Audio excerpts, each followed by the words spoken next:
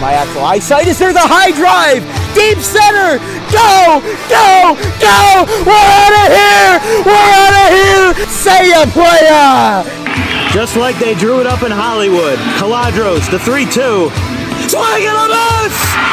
And the Audubon Green Wave have upset the Kingsway Dragons! And this is it for good! The Audubon Green Wave are back in the Final Four! A gold pile on their side! All right, ladies and gentlemen, welcome to DW Broadcasting's coverage of men's varsity. From our entire crew, we'll see you tomorrow. Have a good one, folks.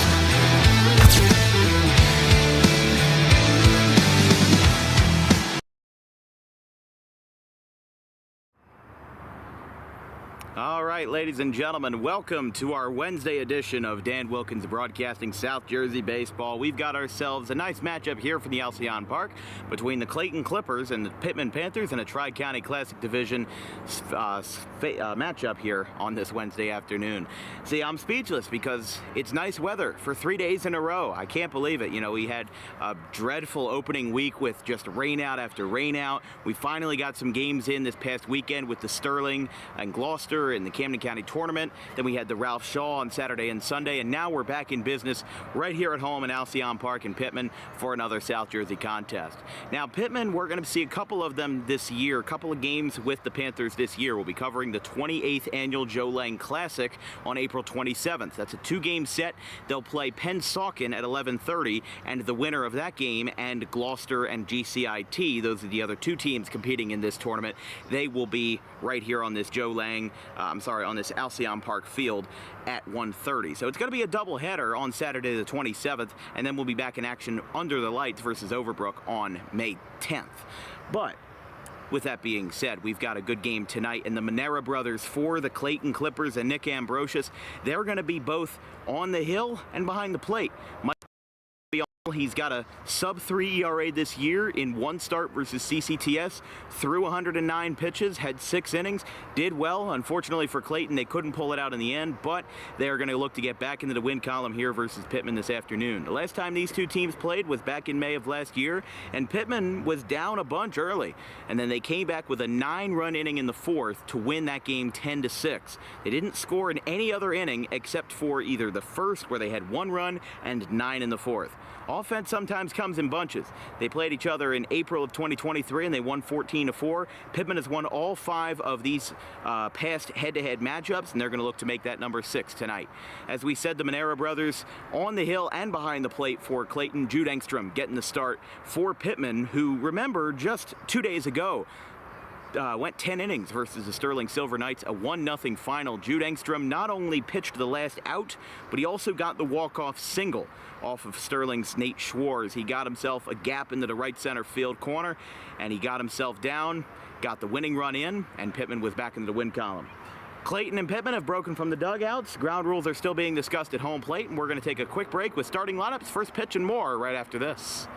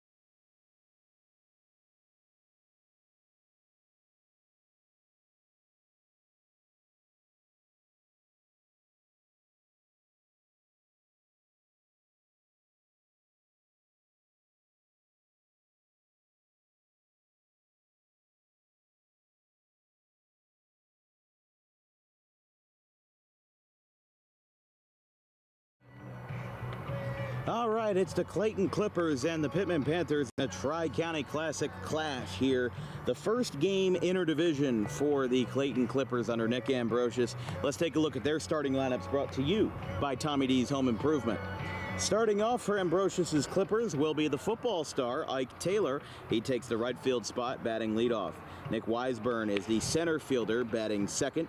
The Manera brothers bat third and fourth tonight. Michael Manera is the pitcher, batting third, and Mark Manera.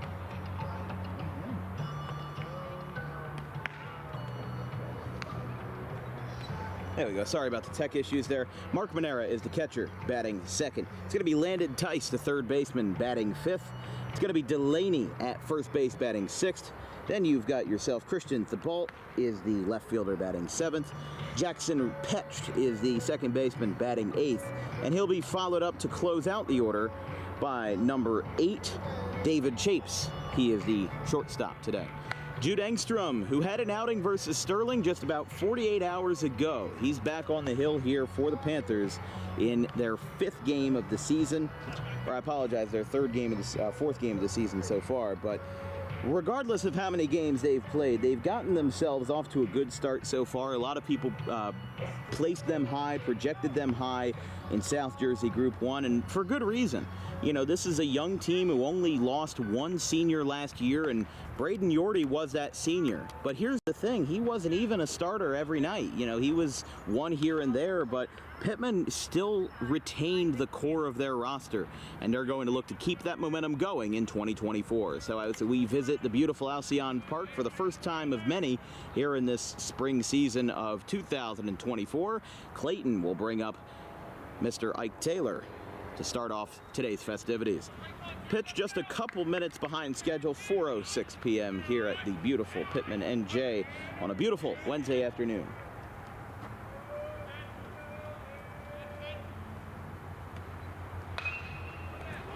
Ground ball to third on the first pitch, and Devaney takes it in, one away.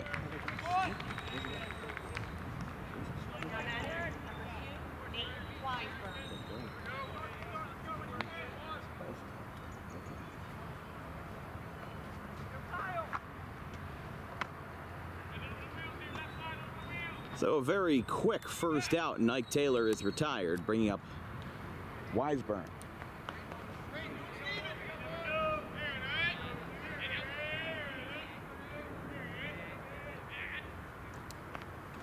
Engstrom, the righty, kicks and delivers. Foul ball. Don't hit the bus behind home plate. It almost did. 0-1.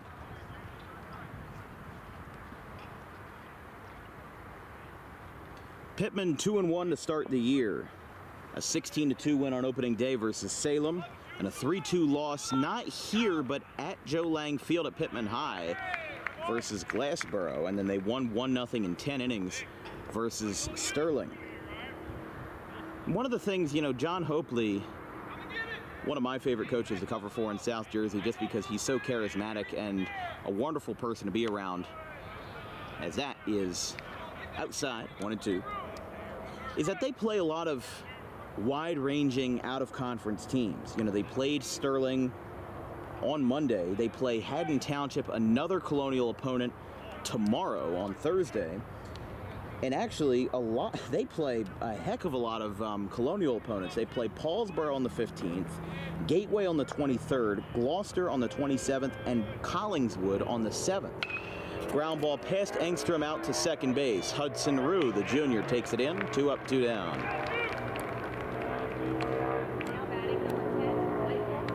So here's Michael Manera. So they're playing almost every Colonial team except for Audubon and a couple others. They play West Deptford on the 8th. So count that. That is 1, 2, 3, 4, 5, 6, 7 different Colonial opponents. They're playing basically the entire conference, because if you remember, there are 12 Colonial member schools, but only 10 field a baseball team. Woodbury and Lindenwold haven't pulled a full team in a couple of years now.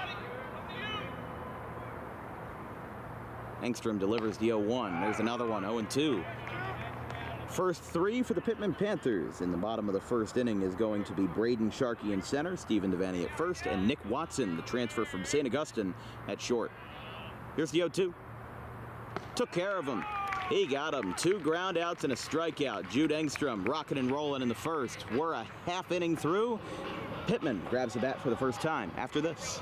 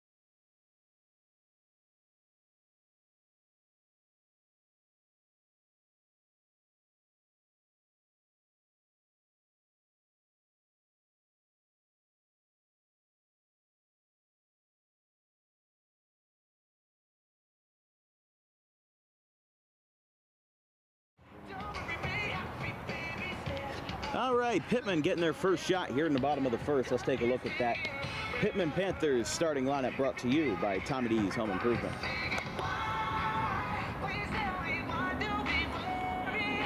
Your first three for the Panthers is going to be Braden Sharkey in center, Stephen Devaney at first, and the transfer from St. Augustine, Nick Watson. He takes over the 3 spot at short. Hudson Rue, the junior, at second base. Connor Sharkey in left, batting 5th. Jake Sharrow behind the dish, batting 6th. He's your rah-rah guy for Pitman, and Aiden Stranahan taking over at 3rd in the 7th spot. Jude Engstrom pitches and bats 8th, kind of like the old Pete Mackanin style, and then Kyle Kubat in right field, batting 9th.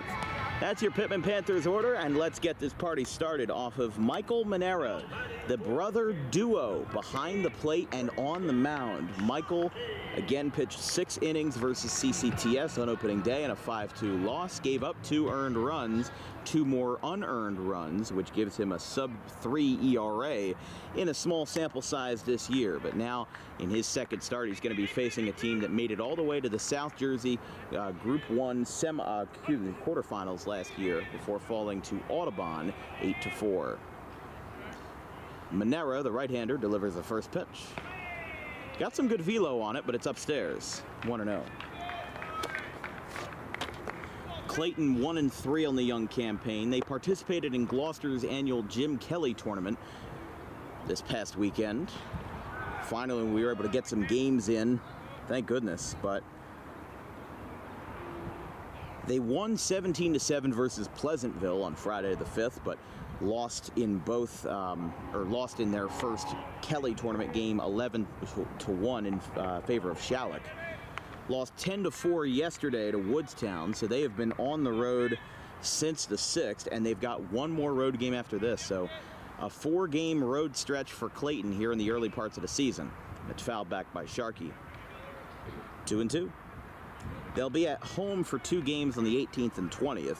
A 4 o'clock start versus the Wildwood Warriors and then the Leap Academy Lions in the Delaney Classic on April 20th. Manera kicks and delivers. Sharkey got a piece of it, and it's foul.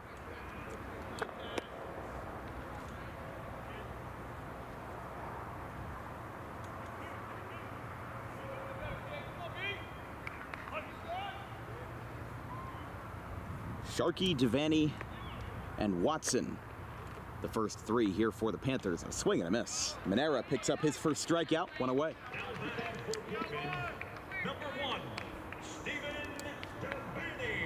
We were right here at Alcyon Park when Mr. Devaney picked up career hit number 100 in a 12-2 win versus Maple Shade. That was a game where he went 2 for 3. And just really an all-out, really well-versed hitter. There's a strike on the inside corner, 0-1.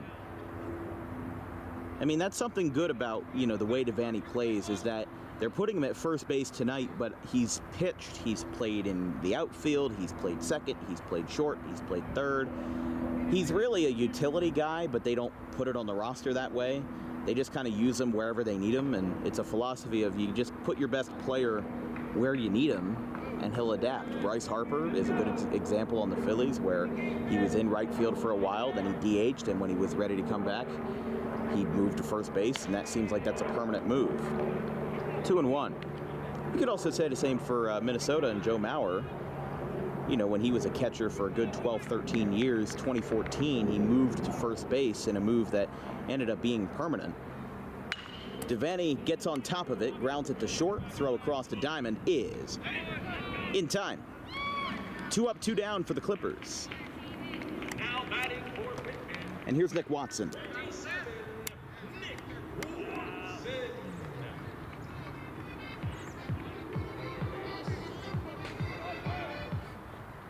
Could have a chance for a 1-2-3 frame on both sides, but Nick Watson is going to try to say no to that, facing off against Mike Manera. With his brother Matt behind the plate, here's the first pitch. Trails inside on the fastball.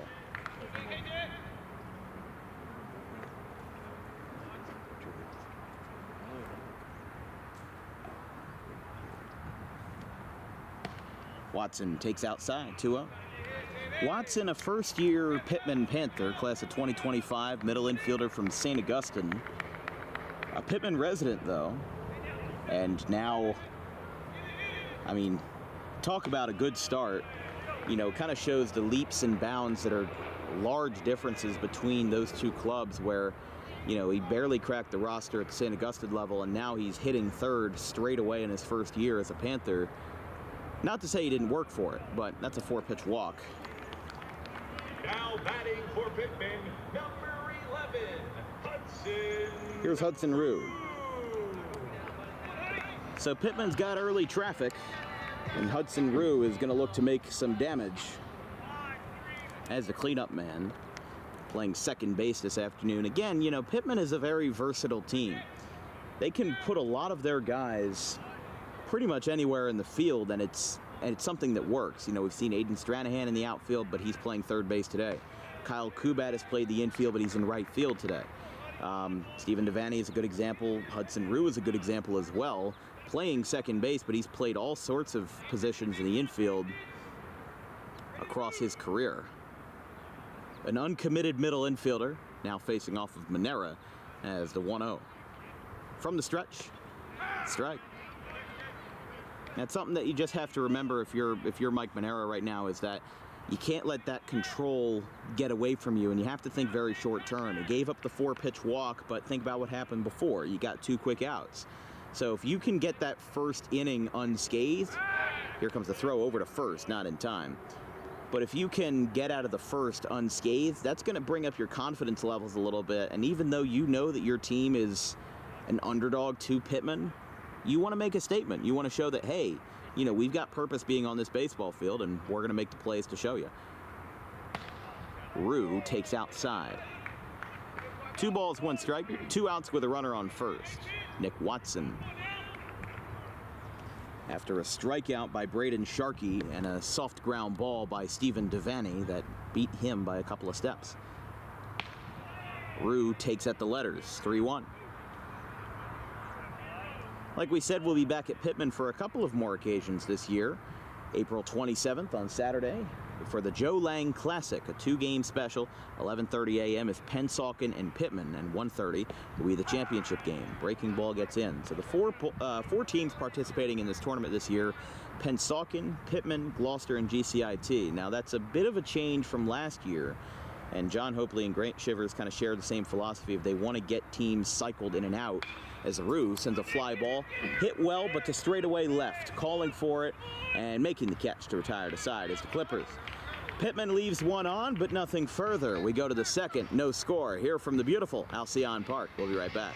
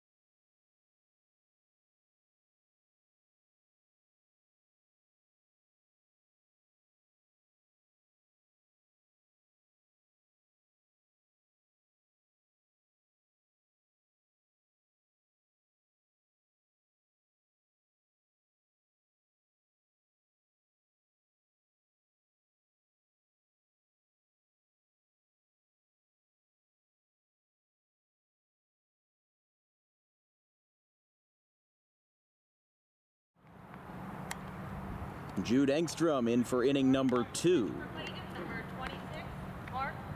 So here's Mark Manera, the catcher for Clayton. As we said, a brother and brother duo.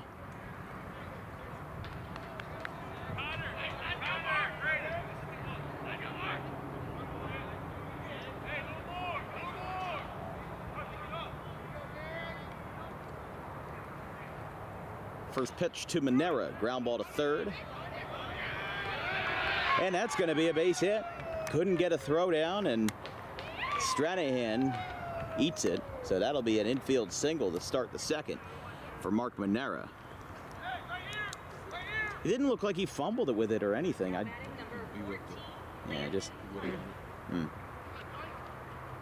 Can't get him all the time, but Mark Manera gets aboard to now bring up Landon Tice, the third baseman for the Clippers.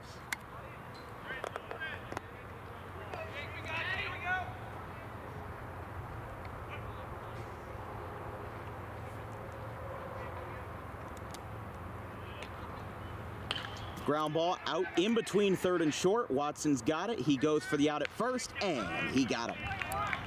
That does move Mark Manera down to second base and puts Clayton in scoring position for the first time tonight, but Tice is retired swiftly. And here's Justin Delaney.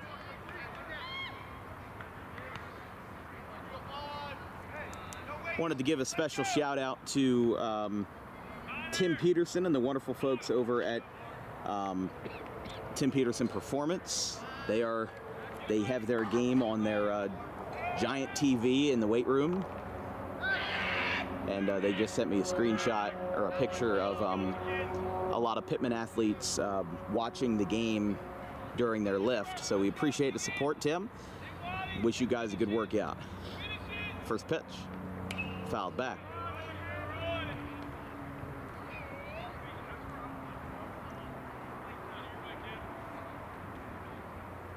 I mean, that's what makes Pitman, if you read the water tower of Pitman, very much says everybody likes Pitman. I don't think there's many people that will find many bad things to say about this town. I've spent many nights and weekends here with my cousin living in Pitman Grove. That'll be a wild pitch by Engstrom, and that moves Mark Manera down to third. But, you know, Pitman has kind of taken me in as one of their own over the past couple of years that I've been covering games here, not just for baseball, but also for football and basketball. So the love is there, and it is always appreciated. But Clayton, 90 feet away from getting their first run on the board here in the top of the second, putting Engstrom through a bit of adversity here. Pop fly, Devaney runs in, dives, can't get there. And he rolls over, but he gets back up, pops right back onto his feet, and it's 1-2. Good effort, though. Tried to get the out, and the last thing you want, you know, obviously you don't want to give up any hits, but a silver lining would be if you hit a fly ball to the outfield, you give up a sac fly. You can always have a counter in the bottom half of the inning, but that's one of the things about Pitman. You know, they've got a lot of gritty players, and they've got a lot of guys that will chase those foul balls to the very end. That one skips away from Jake Sherrow, but he hangs onto it. And it's now 2-2. 2 balls, 2 strikes, 1 out. And a runner on third for Clayton, as one half of the Monera brothers is looking to score here off of Engstrom. They throw behind to third, and the throw is botched down there. Looks like it snatched off of the glove of Stranahan and hooked down the line, but no harm, no foul, and everybody holds up where they are. Don't see a lot of pickoff throws to third, but they've just wanted to cover all bases, and it can be a dangerous throw, though, you know. It's not like you're throwing down to first where the worst thing that can happen is runner moves up 1 or 2 bases.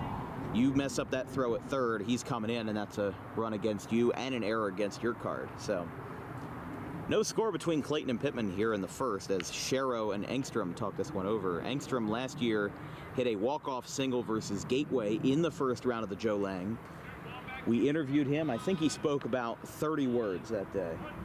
And I'm not talking about 30 different words. I think that was his entire interview. 2-2. Now, stepped off and tried to throw back to third, but held on to it. That's the funny thing. He was warming up on the mound, and he said, "Hey, Dan, what's going on?" And I said, "I'm doing good.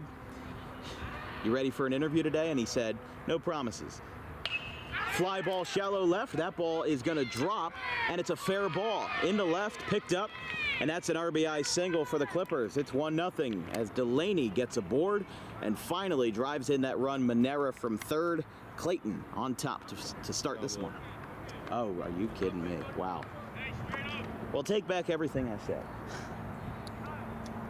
From the reaction, to be entirely fair, we're not in the most prime spot for hearing those kind of calls. It wasn't distinct right away.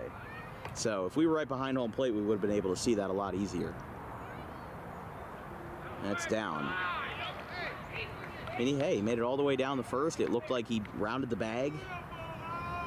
Yeah, he rounded the bag too, which was the funny thing. So I have no idea, but they'll send him back, a return to center, and a 3-2 count.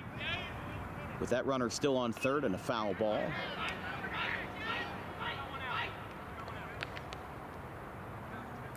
I mean, Monera's just been sitting on third for ages now. He was already teased a little bit. He got to come in and touch home plate, but now he had to go back, and we got to do it all over again. 3 balls, 2 strikes, 1 out. Clayton with a runner on third, trying to get on the board first. This time, that will do it. Watson muffs it at short. Throw to first is in time, and a bit of an awkward stretch by Devaney gets the out, but the run does score regardless. Delaney drives in the RBI. 1-0 Clippers. So he got the RBI. It just was a matter of how and when.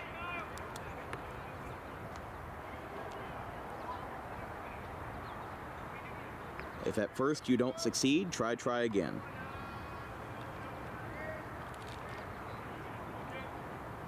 First pitch to Thibault, the lefty here. 0-1. Christian Thibault, the junior, a .247 career average. Last year, 13 for 51, .255 mark, 2 walks, 5 stolen bases. .479 career ERA on the mound, but he is quickly down 0-2. Clayton got their first run on an RBI groundout by Delaney. Now he'll try to step in and do it again. That's a swing and a miss. Engstrom picks up strikeout number 2, his second in as many innings. However, Clayton turns that 0 into a 1 on an RBI groundout. We're through 1.5. We'll be right back.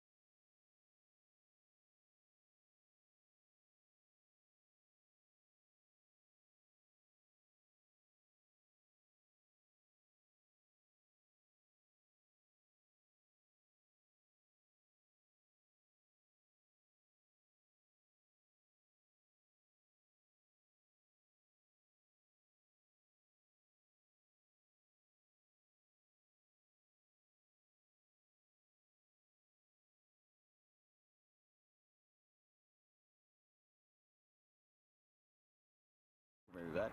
22, Connor Sharkey. Here's Connor Sharkey.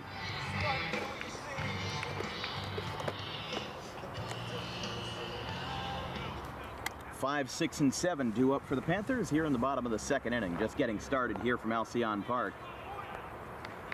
Connor Sharkey, Jake Sherrow, basically the team mascot at this point, but also the backstop, and Aiden Stranahan. First pitch from Manera. Outside, 1-0. Clayton scored 1 in the top half of the second inning on a RBI groundout by Delaney.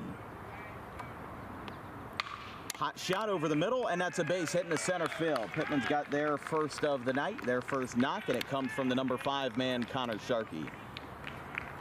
Now batting for Pitman. Here's Jake Sherrow. Jake Sherrow.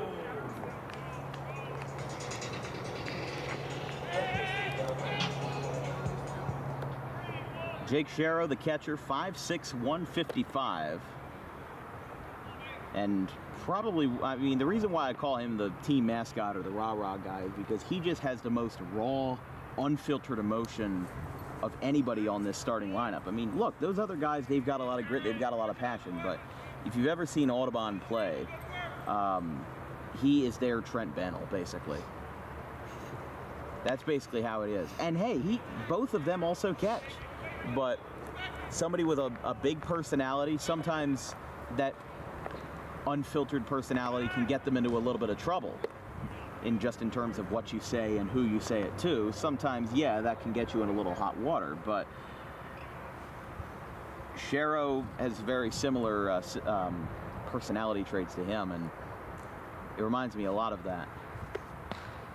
And also got decent speed for a catcher as well. We saw it on Monday, not in a broadcast, but I was here for the 10-inning game versus Sterling for the 4 o'clock start, just about a half hour after the solar eclipse came and went. Manera throws over to first. Nothing going on there. 1-1.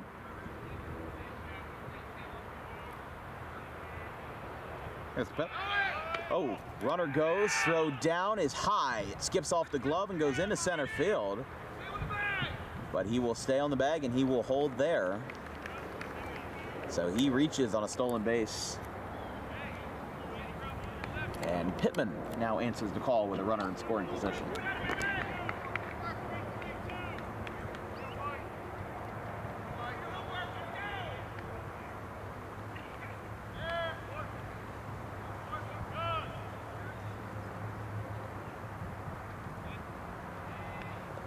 2 on the count.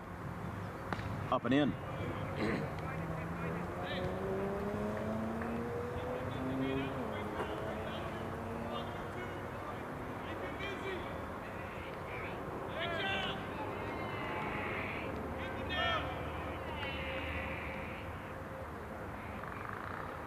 That is ball 4. Jake Sharrow keeps the bat on his shoulders and draws a 5-pitch walk. Here's Aiden Stranahan.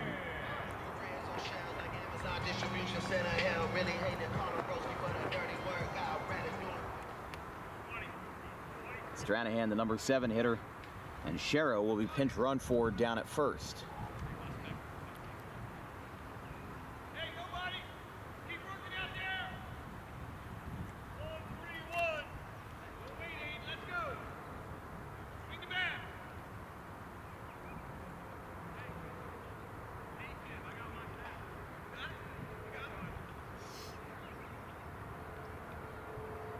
And we're going to have a quick mound visit here. 2 runners on for Pitman. A leadoff base hit by Connor Sharkey, followed up by a walk to Jake Sharrow, put Aiden Stranahan in a nice situation for him with nobody out and 2 on. Drew Keefe is the courteous runner at first, taking over for Jake Sharrow. The schedule for the rest of this week on Dan Wilkins Broadcasting. We go back to Audubon on Thursday for a colonial tilt between Haddon Heights and Audubon. We've got JUCO baseball on Friday the 12th, a 3:30 p.m. start between Ocean County and Camden County. Saturday will be Lenape and Cherokee at 11 a.m. down at Cherokee High in Marlton. And Sunday will be the home of our 300th broadcast, a doubleheader between Cecil College and Salem County College Community Softball. Community College Softball. There we go. Had to get the words right out of my mouth, but that will be broadcast number 300, game 1. We've been counting well as foul ball. Hard to believe, really. We hit number 200 back in September with a soccer game under the lights between Haddon Heights and Audubon.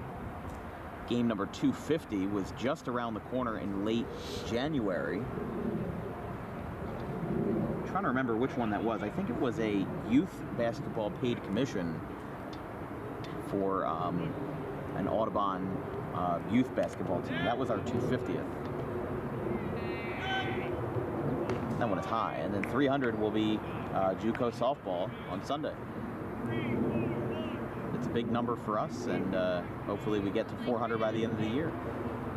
Always excited. 1 ball, 2 strikes with nobody out to the number 7 hitter, Stranahan. That one's up high and inside. 2-2.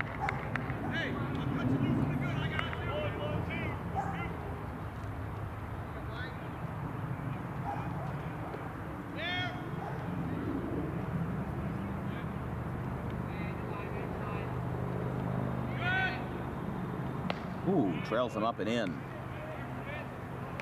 And it's 3-2.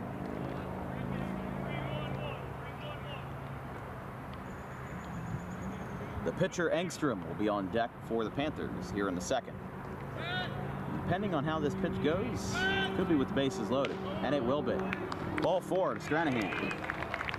Sharkey moves to third, Sharrow moves to second, and Stranahan occupies that first base spot with a walk, and here's Engstrom.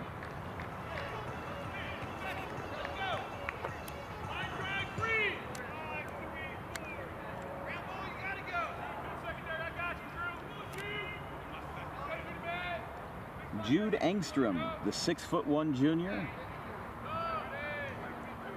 a 232 career average, 234 last year, 1 for 5 this year with an RBI single in his early campaign versus Sterling.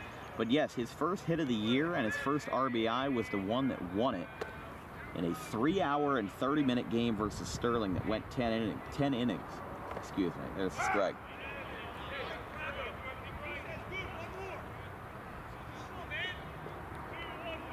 2-strike count to Engstrom. Nobody out, but for Pitman, the bases are loaded.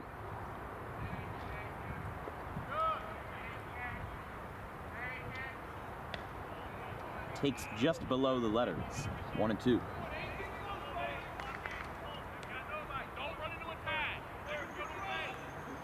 went 15 for 64 last year with 2 extra base hits, 11 RBIs, and 6 hit by pitches. No stolen bases on the record. And the pitch, high and in.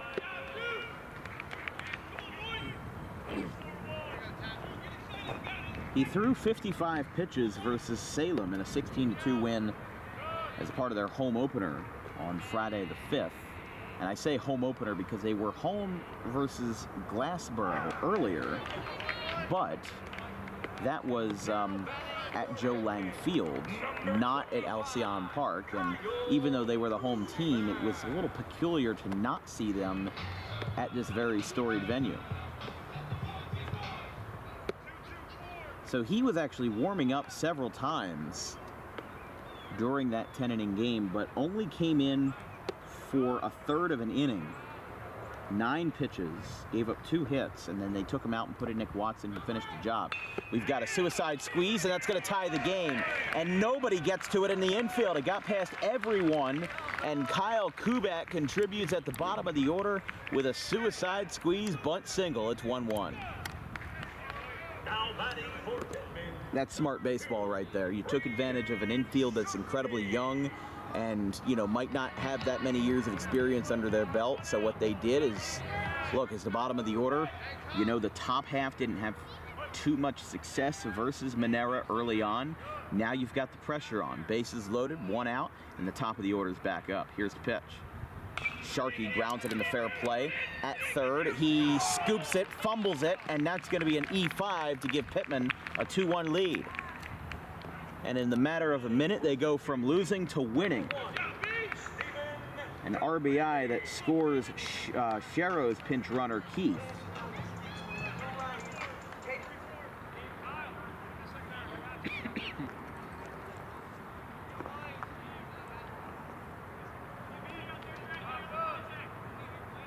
So 1 away, and the bases are still loaded for Devaney.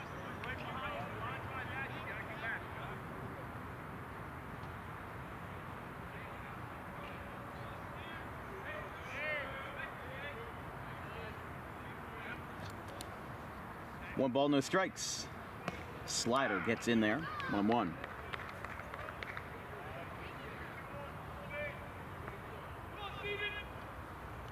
Devaney to be followed up by Nick Watson in the order for Pitman.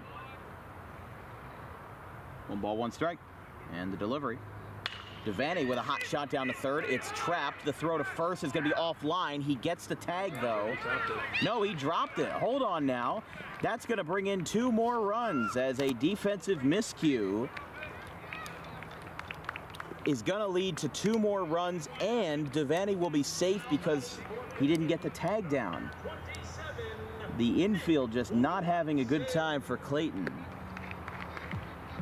And a 4 spot in the matter of 3 batters. Kubat drove in 1, Sharkey drove in another, and just like that, it's already 4-1.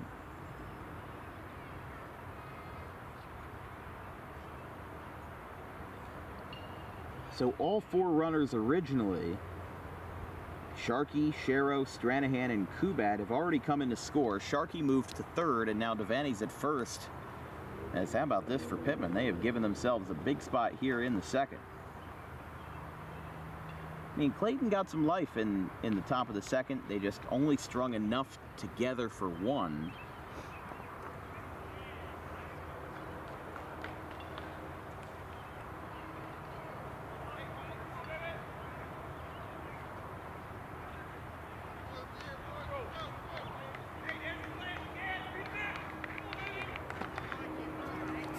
So Monera, after a mound visit by Nick Ambrosius, will now set up versus Nick Watson. 4-1 Panthers. Here in the bottom of the second, Watson and Rue have been the only batters not to grab a bat. They now throw back to first. Nothing going on there. As we said, Pitman's offense has sometimes been known to come in bunches. You know, they have been a very team-oriented group where a small little rally can kind of snowball into getting 4 or 5 runs on the board because look, they got the first 3 runners on. They loaded the bases. Engstrom struck out, and it looked like that momentum was going to slow down. Well, Kubat comes right back at him, gets the bunt single down, and now they're rocking and rolling. They are rolling fast. 1-1. 1 ball, 1 strike, 1 out, and runners on the corners. Clayton looking to set up a double play here.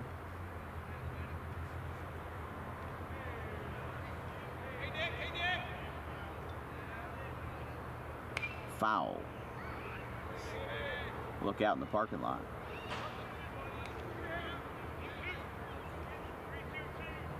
One ball, 2 strikes.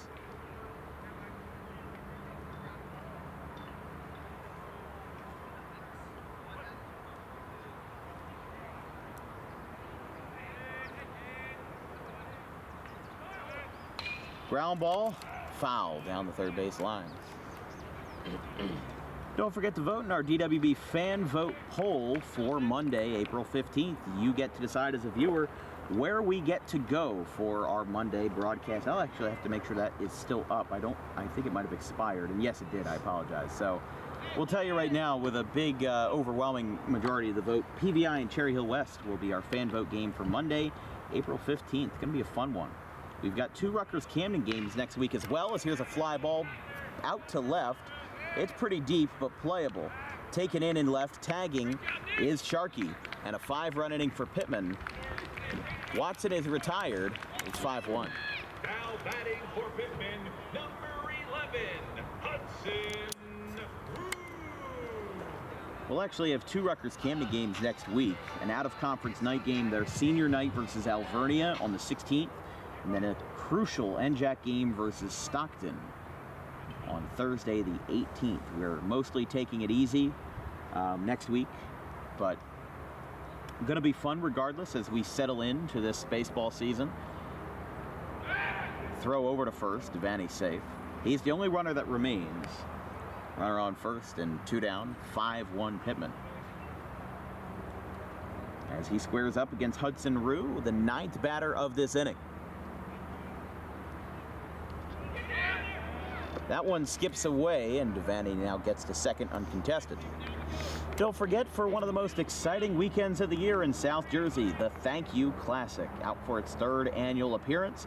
Bill Gore and friends have set up yet another great invitational for South Jersey, North Jersey, and Shore teams alike, and everything in between, for one of the best weekends of the year. And we will be there for 7 games across Friday, Saturday, and Sunday. There's a strike. On Friday, we kick it off at 7 p.m. at Belmar Rec between Haddon Township and Timber Creek. Saturday is a quadruple header at 9 a.m. Gloucester and Kings Christian. 11:30 a.m. a square-off between 2 of the best Catholic teams in the state, Red Bank Catholic and Gloucester Catholic. It's a battle of North versus South at 2 p.m. St. Peter's Prep versus Cherokee.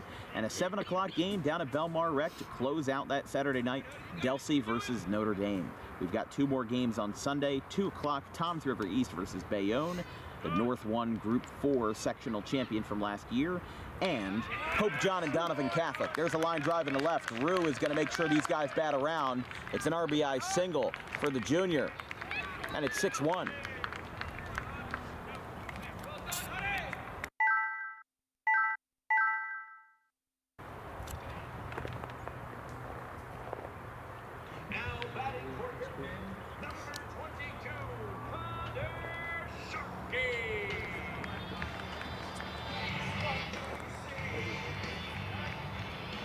So Hudson Rue is the 9th batter to grab a bat for Pitman, and now we turn it over to Connor Sharkey, who started us off with a base hit to start the second. Sharkey gets a good hold of one, but straight away center. Going in and making the catch, side retired. Clayton gives up a half dozen, and Pitman brings 10 bats to the plate. We'll be right back, 6-1 after 2.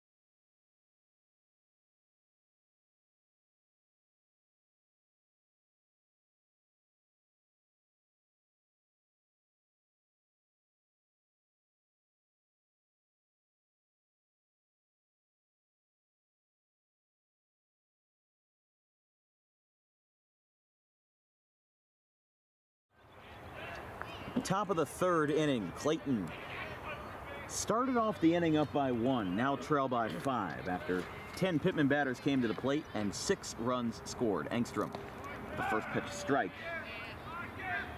to their number 8 man, that being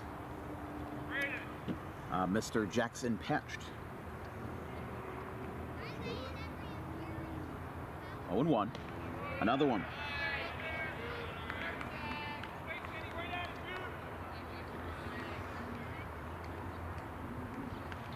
David Chapes on deck as the number 9 hitter and as the shortstop for the Clippers. That one skips in. This broadcast is brought to you by Harper Driving School. Drive into success today with a 95% first-time road test success rate. Book your appointment today for yourself or for your child at Suite 4 of the Total Turf Experience in Pitman, right off of Lambs Road. That's strike 3. Strikeout number 3 for Jude Engstrom. Here's David Chapes. Now batting, number 8, David Chaps. Chaps, there we go.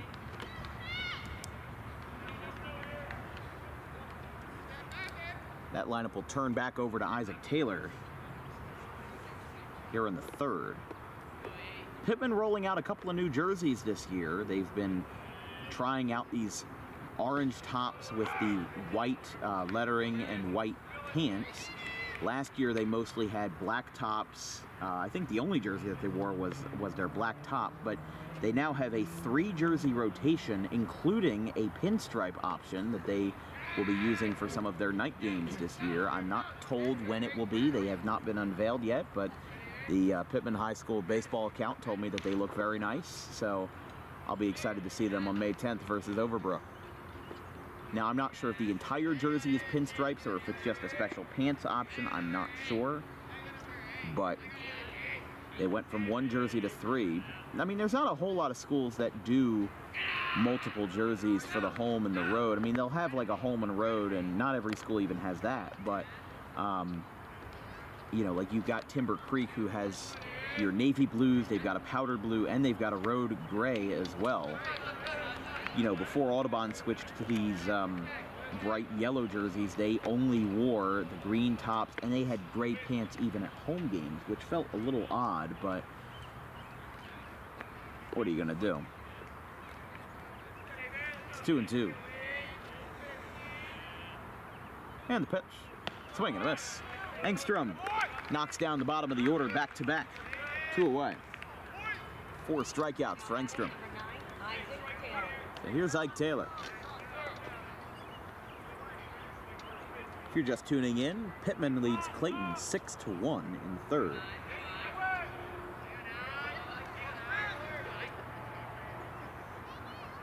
That one is low.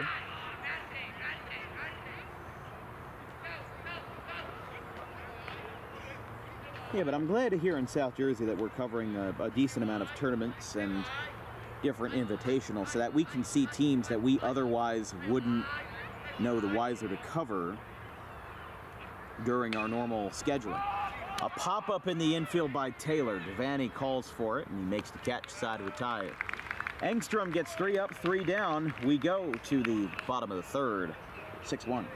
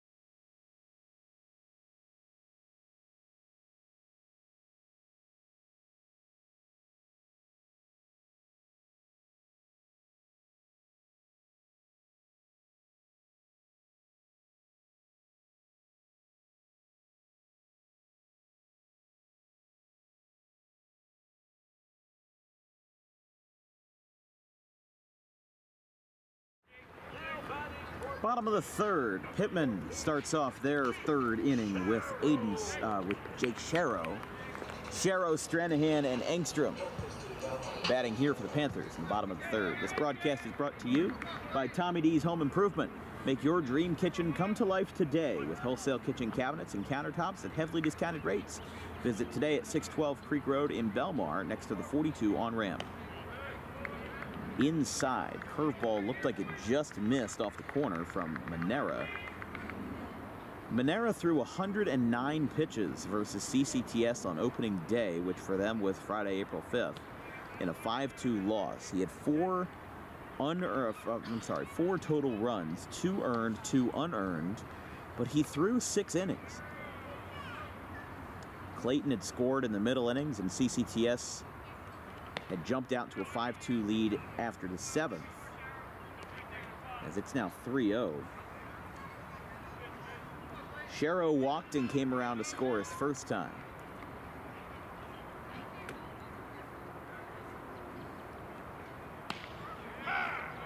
Strike one.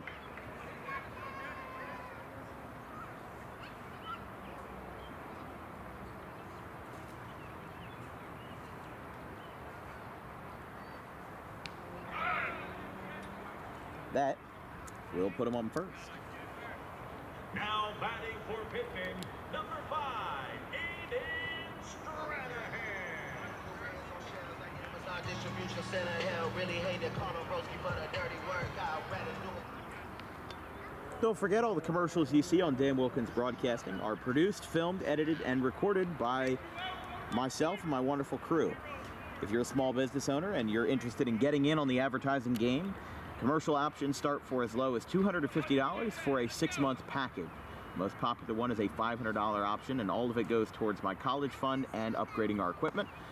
So if you're interested in getting your small business on the air in front of over 50,000 annual viewers, send us an email today at thedanwilkinsshow@gmail.com. For all the contact information, all of our social media, and our email is listed in the description of our YouTube videos. Here's the 0-1. Ground ball out to third, a nice snag. The throw down to second, wastes it though, and it goes into right field. Keefe is going to go to third, and he gets in there. A nice play gets squandered on the throw, and now 2 runners get on the error. Wait a second, hold on, the ball is still live, and he's going to get to second base. I agree with that statement. What he said.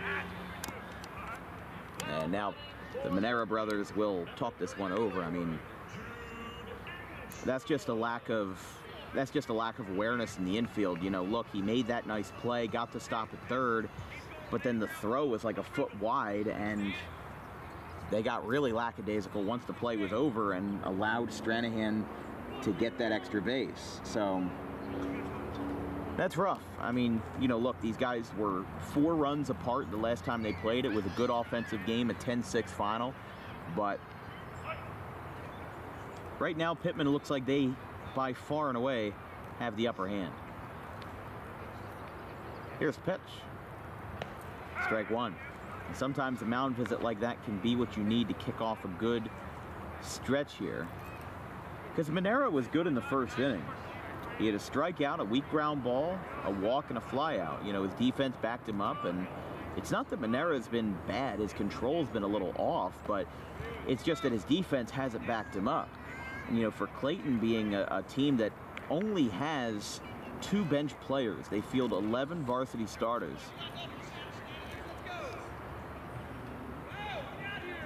You know, there's not a lot of guys available to take over. I mean, that's why, again, even in a game that Clayton was down several runs in, they kept their starting pitcher in and, you know, worked them all the way up to the pitch limit of 110, just 1 pitch shy. 2 balls, 1 strike to Engstrom with a very straightforward stance. Check swing. Appeal says no. 3-1. That was a close call, but could go either way. Kubat's on deck, had an RBI bunt single to kick off the offensive barrage in the second inning.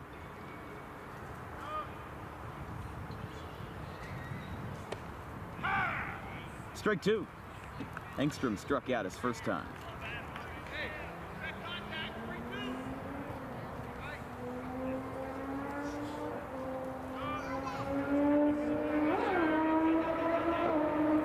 That's ball four, and Engstrom will get the bases loaded. Here's Kubat.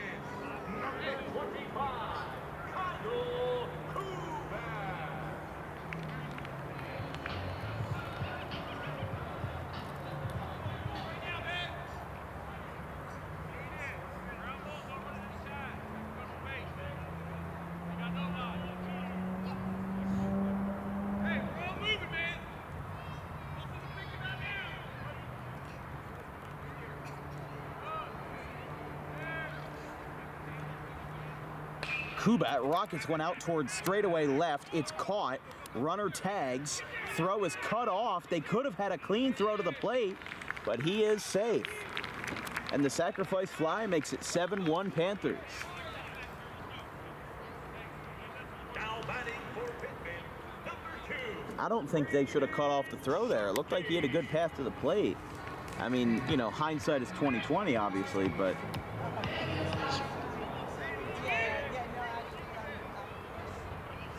so the lineup turns over back to the top for the third time tonight for Braden Sharkey. He is 0 for 2. He has a strikeout and an E5, which technically counts as an 0 for, so it's 0-1. I mean, if Monera can get out of this jam with the minimum damage, that being the 1 run, you know, Clayton has a chance to turn the lineup over. You know, they've seen Engstrom at least once tonight. There's just something on the team that doesn't really click yet. You know, look, they made the playoffs last year in South Jersey Group 1. They lost 10-0 to Paulsboro, which was one of those teams that had the somewhat controversial super senior program. And he got him. Sharkey down looking, 2 away. And it's not that even that it was a controversial, it's not even super seniors. They were 5th-year COVID seniors that should have graduated in the class of 22 but decided to play another year because they had the eligibility. And some teams took advantage of it, some teams did not. Some teams certainly took advantage of it, and now that they're gone, now you can see what's left, basically. You know, the bomb already went off, now you can see the rubble. You can see that kind of with Paulsboro. They've had a bit of a rocky start. Buna has really just, they have not had any gas in the tank to start. You know, Coach Carney left at the end of the season in 2023 after getting the sectional title and being state runner-ups to Pecanic, where Derek Jeter was born, but he was only born there. He ended up growing up in Michigan, but still, point stands. They lost to Pecanic. I think it was a pretty close game over there in the Group 1 final, but that was basically the closing of the window. You know, we've seen sometimes these programs, they've got a very good run for a couple of years, but that window very slowly shuts. That was a slam shut for Buna, unfortunately. You know, they are in one of the best divisions in South Jersey and in the Cape Atlantic. Right up there with St. Augustine and Mainland, all those guys, but you know, for how competitive that division is, it's going to be a rough transition year for them in 2024, just because they've got to start from scratch. New head coach, basically a brand new roster, and that's what you got. 3-1. Tavani takes it up near the head, and it's going to be a fine pitch walk. Tavani reaches base for the second time tonight.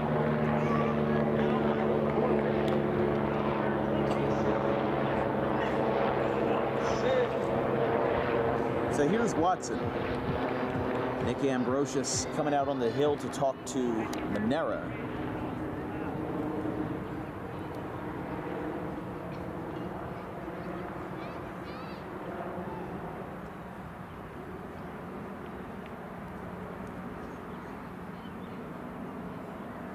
Watson walked and had a sacrifice fly to left.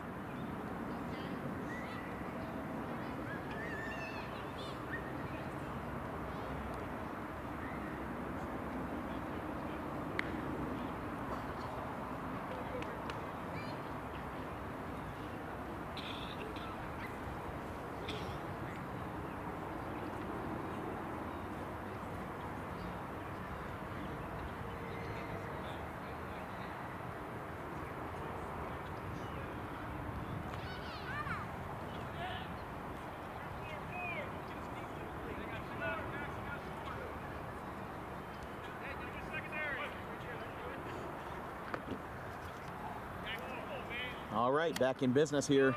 Bases loaded. Watson foul.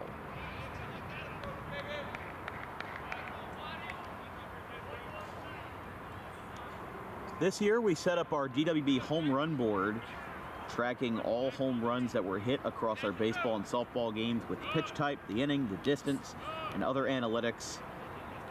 Thanks to the wonderful people who provide them as a fly ball out to deep left. Going back in center, it's caught, side retired. I thought I would have had the greatest prediction of all time if that ball went over the fence, but it wasn't meant to be. Watson flies out to center, and Clayton leaves the bases loaded. The damage could have been way worse, but they escape with one. It's 7-1 after 3.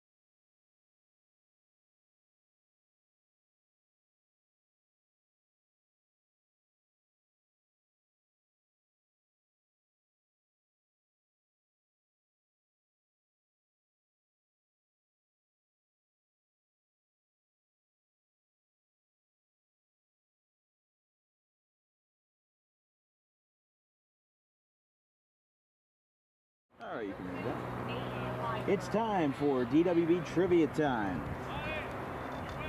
Here in the top of the 4th inning.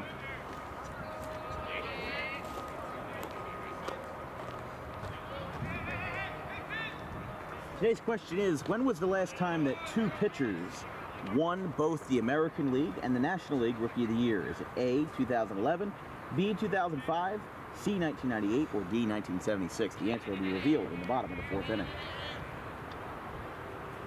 Fouled back by Clayton.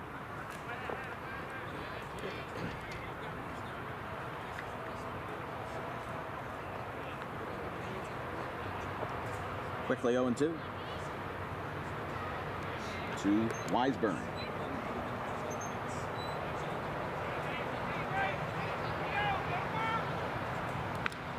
Upstairs.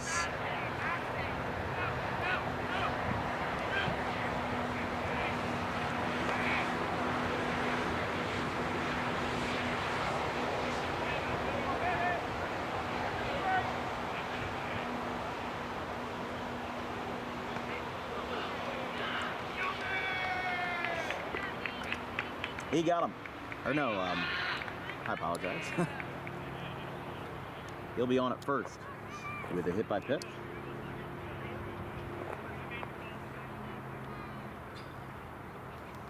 So here are the Manera brothers again. Now batting, number 10, Michael. So Mike Manera struck out his first time. Jude Engstrom's been rocking and rolling though. 4 strikeouts in 3 innings so far. Clayton got 1 run on an RBI ground out.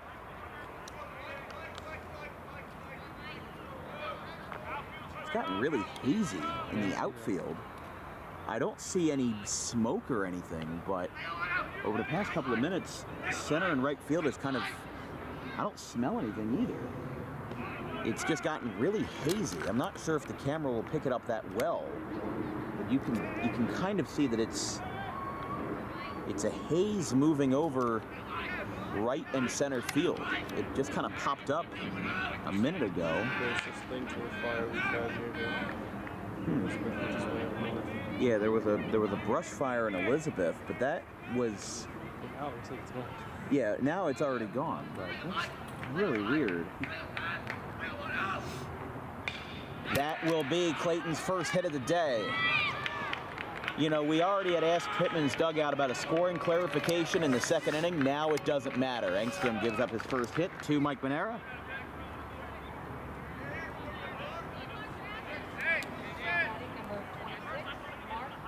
So now here's Mark Manera.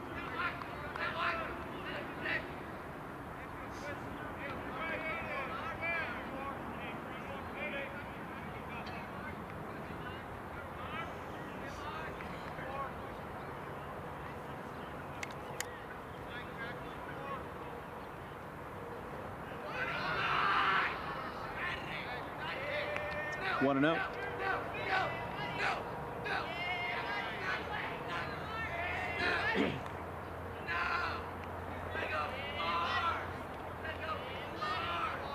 By the way, for a quick out-of-town scoreboard, Eastern leads Cherry Hill West 3-2 in the bottom of the fifth.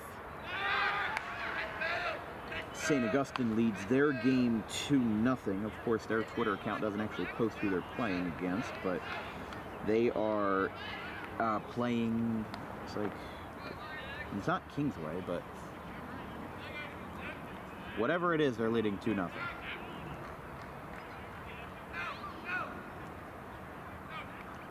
Millville.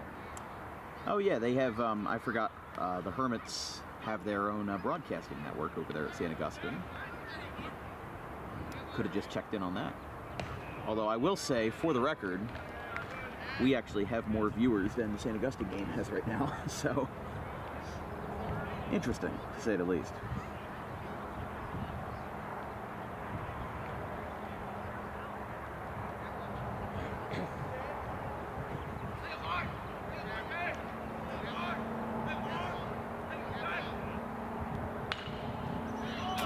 Manera floats one into the outfield. Calling for it is Sharkey. He makes the catch.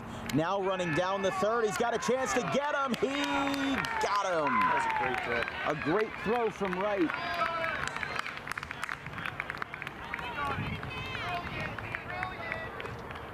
Is he not out? All right. No, he got him. He got him. He took a little while to get up. So Manera flies out into a double play.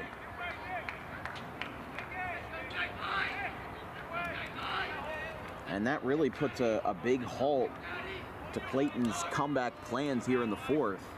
They were already down by a bunch. They were stringing together something. And now those plans are largely halted here.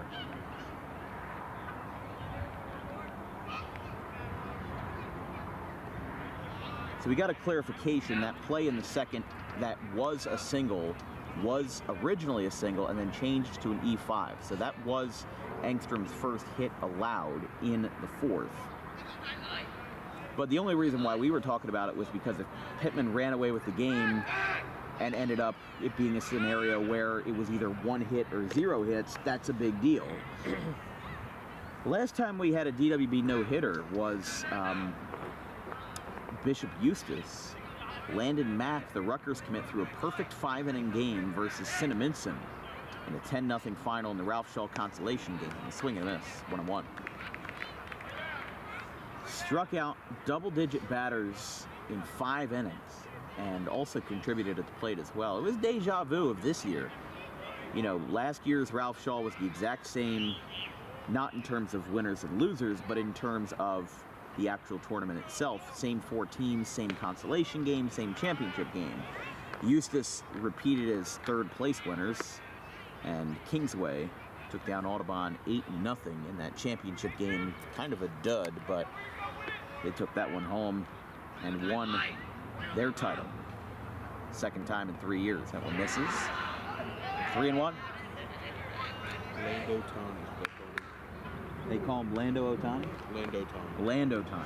Huh. I guess it makes sense. He hit 2 home runs in that tournament, 1 in each game.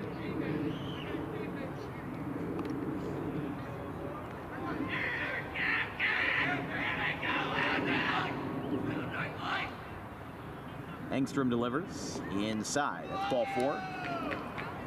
to Landon Tice. So Clayton's got a little something with 2 outs. They've got 2 runners on, and now here's Delaney, who had that RBI ground out.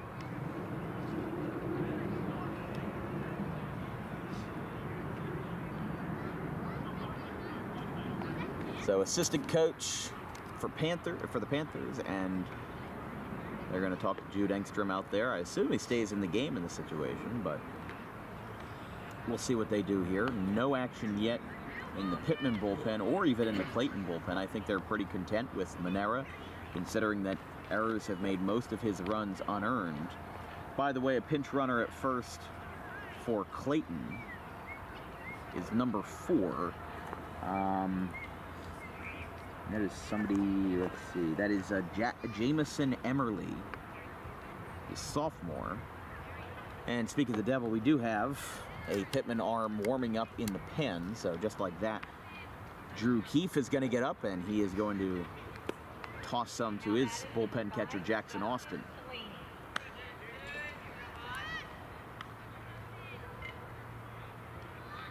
So here's Justin Delaney, a class of 27 freshman in a small sample size.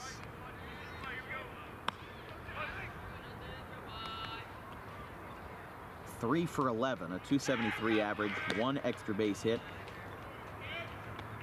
And so that would mean that his RBI groundout was the first of his varsity career. He actually threw 3 innings in total so far this year. 1 versus Shalleck in an 11-1 loss on Saturday, and a 2-inning number of 50 pitches each on Tuesday versus Woodstown. That was a game that Woodstown jumped out early, scoring 2 in the first, 4 in the second, and 3 in the third. Slowed down in the 4th, 5th, and 6th. Actually had a home run in that game from Landon Tice. So he's put a good bat to the ball, but you also have to consider that Woodstown, you know, we've covered games there before, probably the friendliest hitters park that I've seen in South Jersey. West Deptford's up there, even Pitman's up there, but that's pretty even still. 365 to center. As a throwback to first, he got him. Jude Engstrom gets out of the jam. They leave 2 runners on, and in an unorthodox fashion, the inning ends for Clayton on a pickoff. It's 7-1 going to the bottom of the 4th.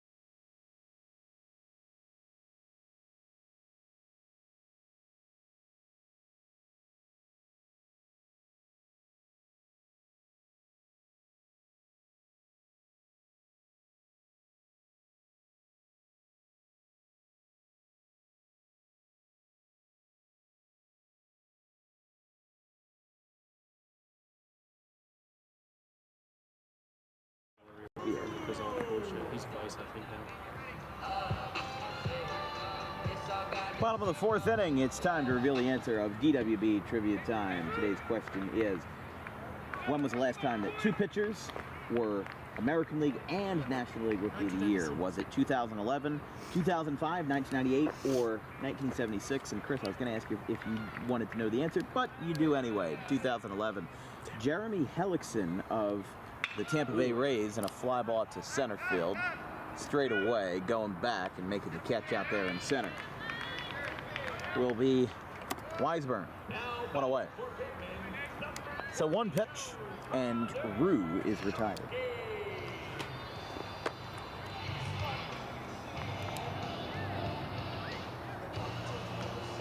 You know, we were just talking about WrestleMania and CM Punk and Cult of Personality by Living Color from 1994. Same thing in my mind. Hot shot and a spear at third. A nice catch down there in the hot corner. It just fell into his lap. A nice catch by Landon Tice. He's been on a good roll tonight. And here's Sherrow.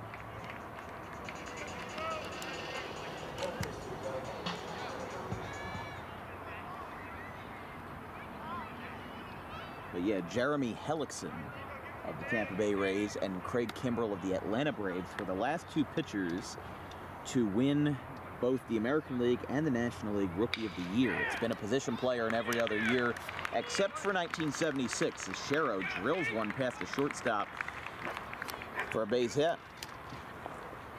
Sherrow, after two walks, now adds a hit to his resume, and there's a runner on with two down. Here's Stranahan.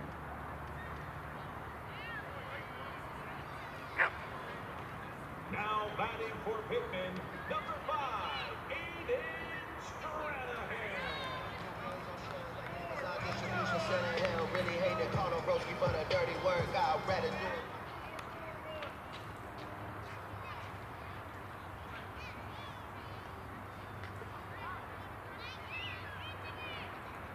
Drew Keefe once again running for Jake Sherrow. Well, that makes it a little bit difficult because he might be pitching in the fifth. So he will have to run. He doesn't have to bat yet, but new pitcher for Clayton, by the way, is the lefty Christian Thibault. Pitched 2.2 innings this year versus CCTS and Shalek, a career 4.79 ERA in 61 and a third innings. 74 career strikeouts, 42 career earned runs. Had a 4.20 ERA, 4.20 in his freshman year, and a 4.59 in his junior year. Pitched 32 innings last year for the Clippers, as he made 11 appearances, including a 6 2/3 innings appearance on April 17th of last year versus Salem, a 6-5 win for the Clippers. Struck out 13, allowed 1 run.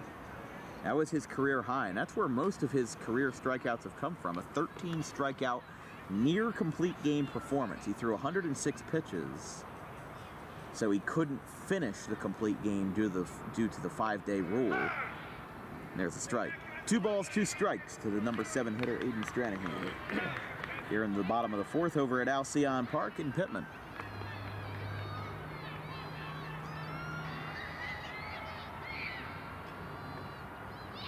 The lefty Thibault kicks and delivers. Curveball outside. 3-2.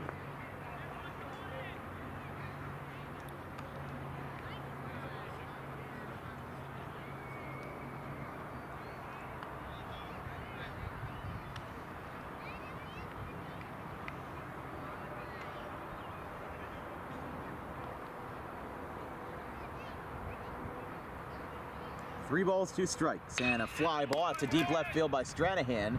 Playable and caught on the liner. Pitman leaves the runner on, and they have gotten stretched out on that offensive side of the ball. It's 7-1 after 4.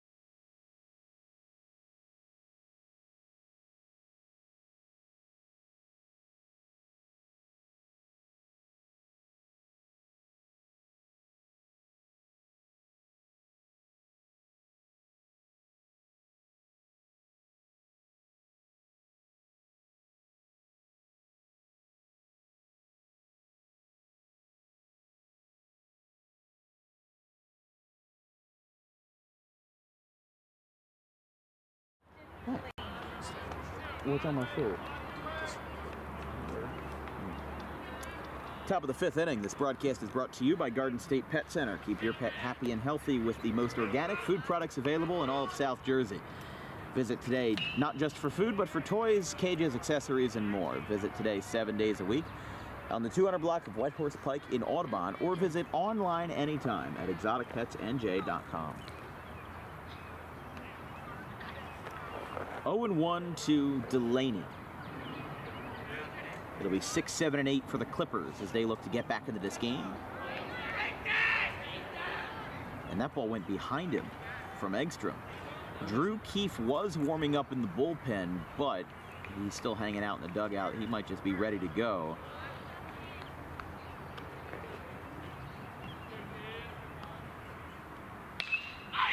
Fly ball to straightaway right, taken in by Sharkey. 1 away.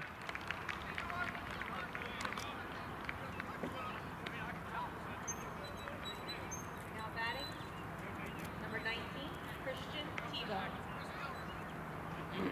So here's Christian Thibault.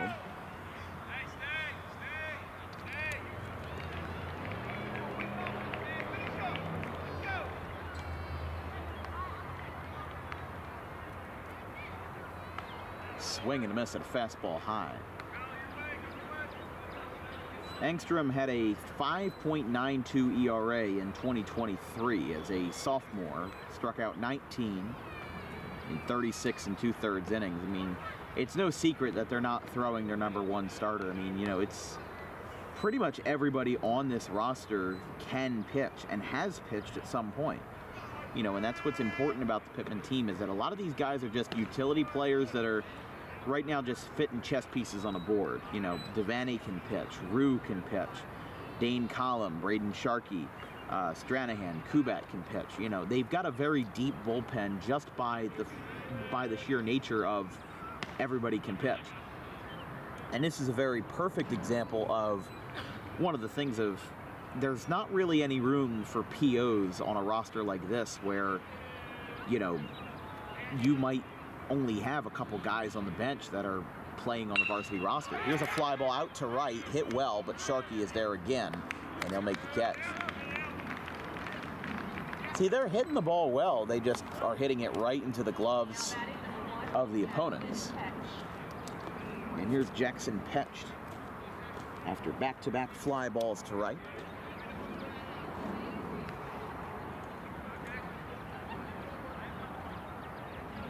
Pitman has already had 6 pitchers take the hill this year. Devaney for 4 2/3, Engstrom for 3 1/3 going into today, Rue with 5, and 1 each from Spaeth and Stranahan.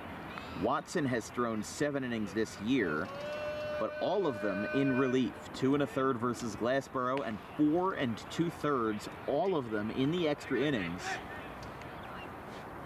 versus Sterling. He had 7 strikeouts in relief, but again, the St. Augustine transfer has kind of been everywhere, but he hit 87 in that 10-inning game versus the Silver Knights. And the thing is, he doesn't want to pitch. He likes the middle infield, and he's not being recruited, at least right now, as a pitcher. Pitching is just kind of like his side quest, if you will. 2 balls, 1 strike from Engstrom. That one's down. 3-1. To the number 8 hitter Petch. He struck out looking his first time. Engstrom with 4 strikeouts through 4 2/3. He's been holding down the fort for Clayton. He's been holding down the fort for Pitman, but he's held Clayton at bay, even leaving a couple base runners on, but only 1 run. Poked out towards the right field line. That's going to drop. It's a fair ball. A base hit for Jackson Petched. And he gets on with 2 down. It's a good way to get on base. You know, 2 outs, your offense has been hitting the ball into the outfield, but you just have to find a spot where it can drop, and you got yourself business right there.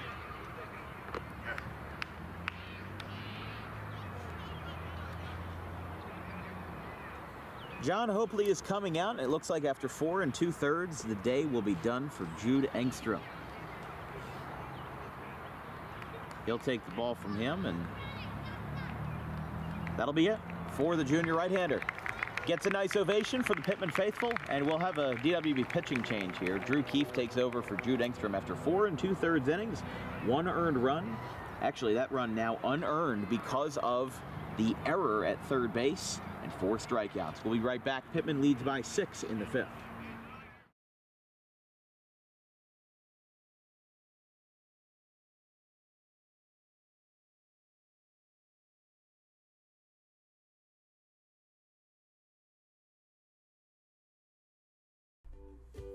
In life, the road ahead is full of possibilities, but to navigate it safely, you need the right skills.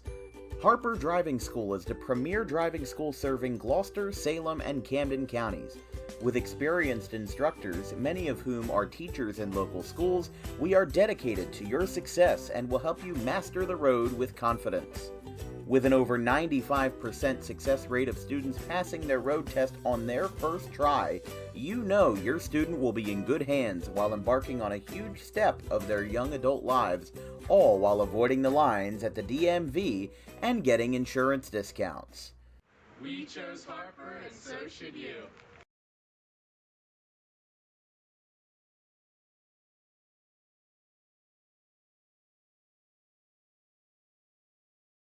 Tommy D's Home Design Center has opened a second location on Creek Road in Belmar, operating in Philadelphia for over 25 years and now expanding into South Jersey. Tommy D's is the place to go for kitchen cabinets, countertops, and cabinet accessories, heavily discounted compared to big box.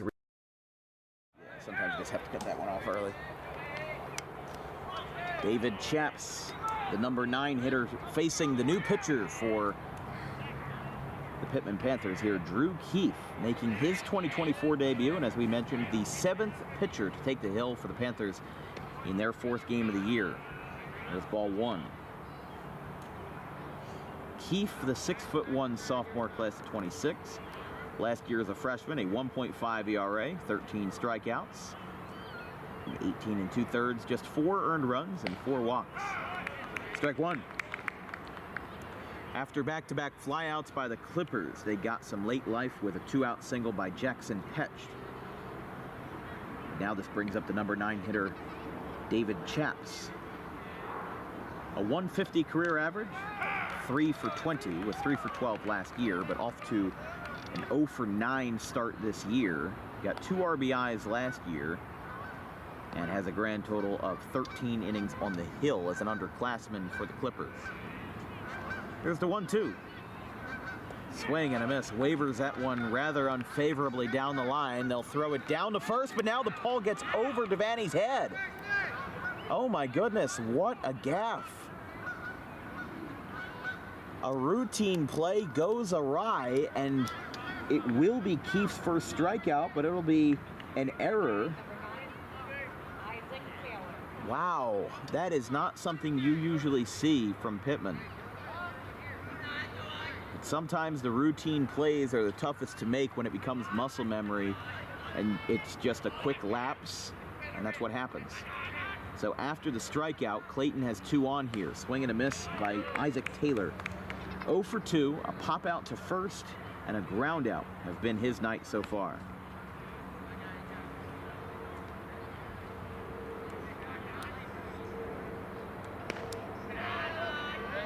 One.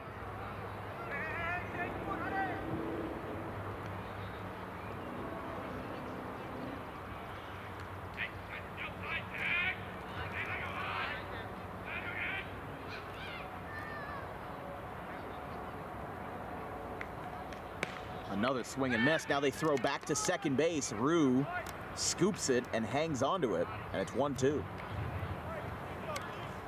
Close call again there.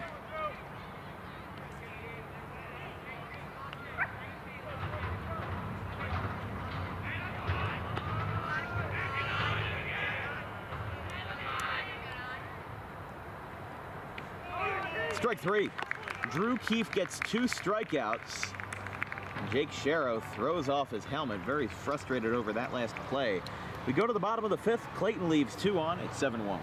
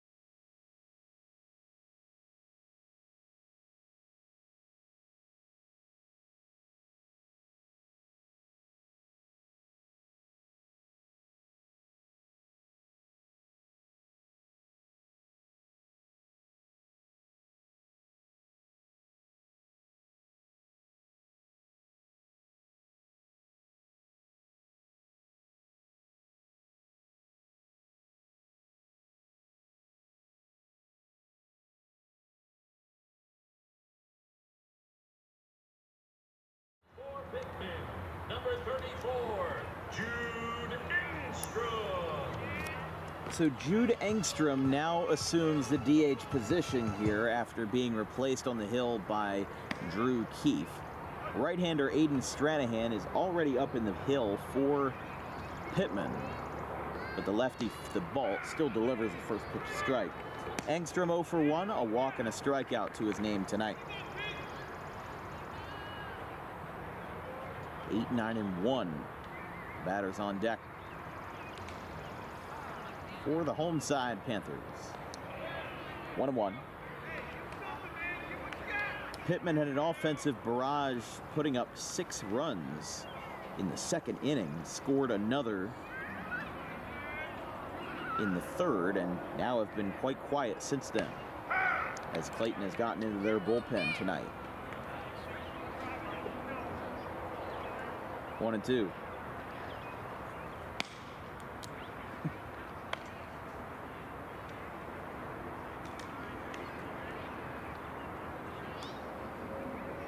High and away.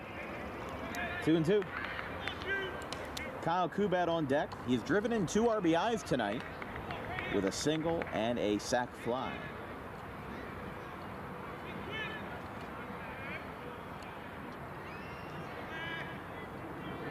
Two balls, 2 strikes. Strike 3 on the outside corner. Engstrom goes down looking. And here's Kubat. 25, Kyle Kubat.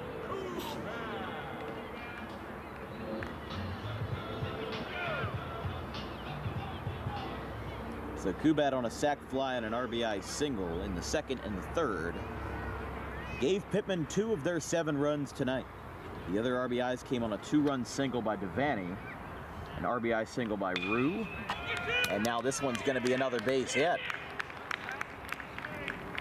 A nice complete swing by Kubat, and the Pitman quarterback / right fielder gets himself on base tonight again, Now batting for Pitman, as the lineup turns over to Sharkey. Broadcast is brought to you by Vincent's Lawn Care. As we get into the spring and as this weather is so much nicer than it was last week, how about you book yourself an appointment with Vincent and his wonderful lawn care business? Give him a call today, 609-413-0403.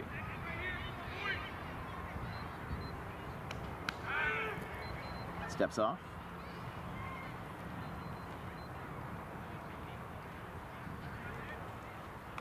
So we figured out what that haze was because, oh, here we go, throw down to second. The throw did not beat him, and he's in there.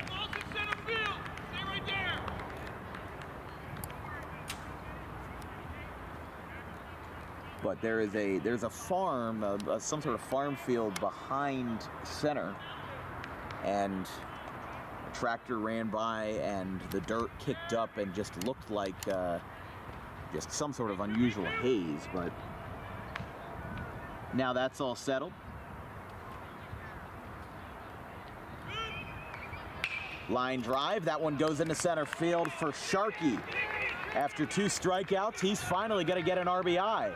He scores Kubat. It's 8-1, and a 1-out knock by Sharkey. now batting for Pitman, Puts Pitman in good business here with 1 away. Devaney. So here's Steven Devaney.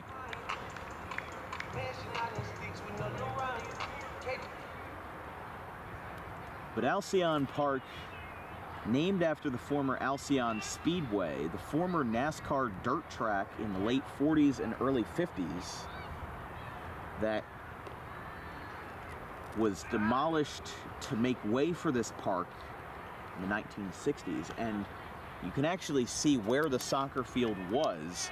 You can see the embankment where the grandstands used to be, and those tiers of the hills over where the soccer field is where the front stretch of the straightaway was.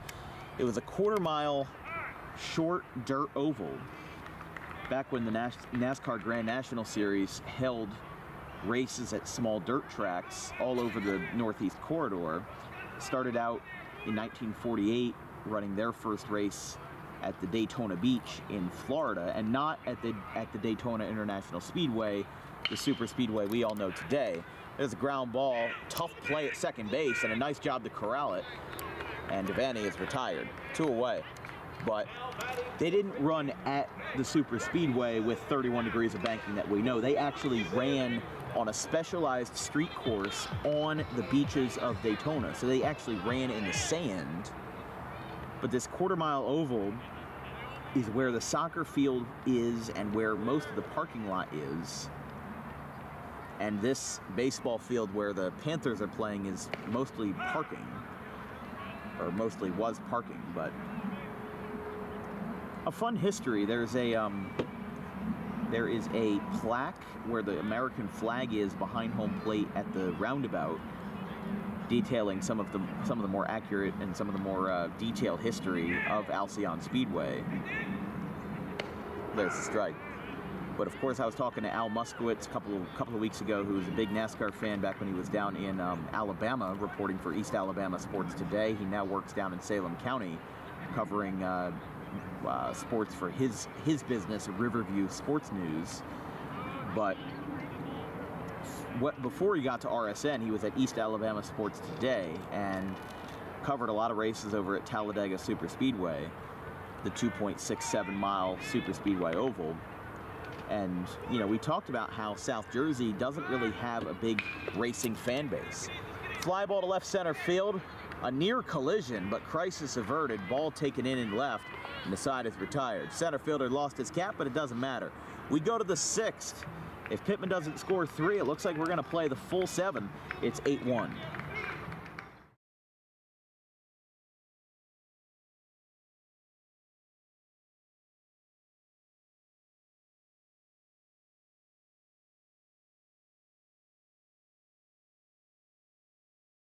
Tommy D's Home Design Center has opened a second location on Creek Road in Belmar, operating in Philadelphia for over 25 years and now expanding into South Jersey. Tommy D's is the place to go for kitchen cabinets, countertops, and cabinet accessories, heavily discounted compared to big box retailers. Stop in, take a seat, and watch as our experienced kitchen designer makes the kitchen of your dreams right in front of you. Tommy D's is the best in the business for quality kitchen countertops and cabinets that fit all budgets.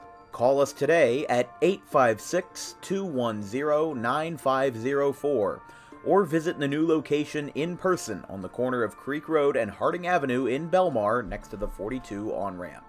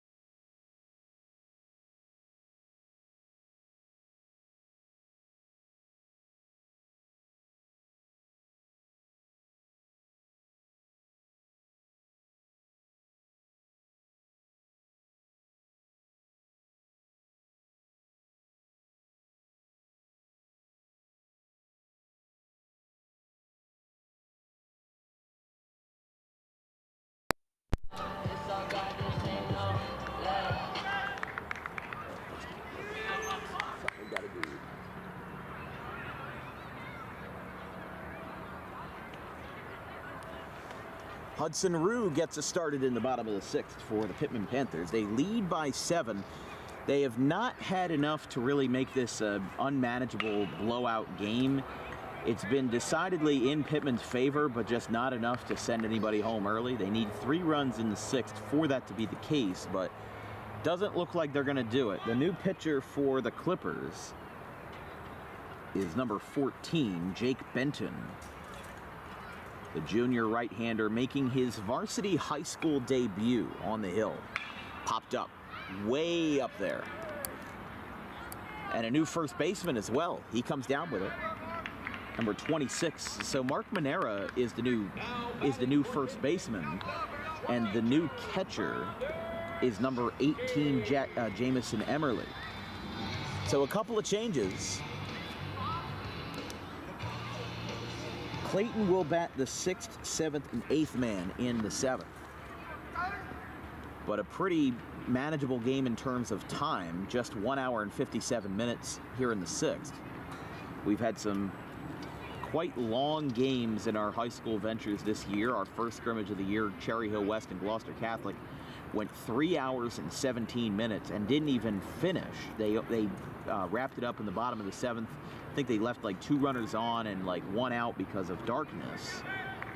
But that was something. And it was 38 degrees that day and windy.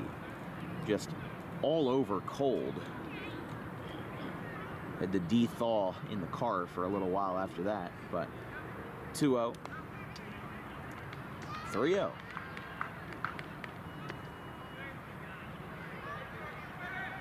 So Benton, who had 5 at-bats across the past 2 seasons as a high schooler, now making his debut on the hill. There's a strike.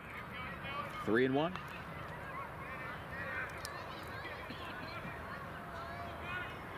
Rue started off the offense with a pop out to first, and Connor Sharkey 1 for 2 with a single and a line out.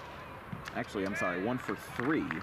Had a single line out, fly out, and now he gets a free pass. Number 14, Jake Sharrow. So here's Sharrow. He's been quite efficient behind the plate and at the dish as well. I mean, maybe, mind that one gaff earlier on the strikeout E2. But he's had 2 walks and a single. He's been quite efficient for the Panthers tonight. Benton looks back at first, kicks and delivers. Strike 1.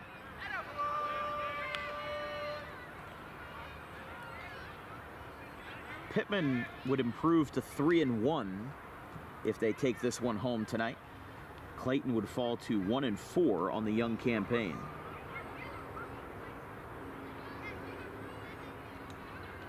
Here's the pitch.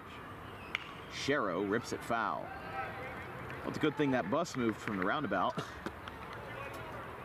It's funny, they were in the roundabout to get close to the dugout, and then they moved further away. So I guess maybe somebody, once the Little League guys got there, they said, hey, you got to move. But 0-2.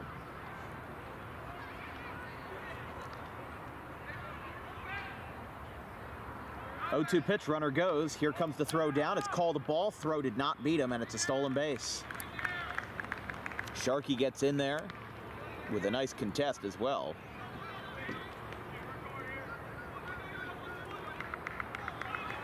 It's almost summer already. I mean, it feels like a very nice April spring day. Beautiful clouds. Low 70s here at Pitman with a very, very light breeze. A beautiful day. Swing and a miss. Now batting for As Pitman, Sharrow goes down on strikes. Somebody yelled Bayou out there, but I don't know if I'd say that down by 7.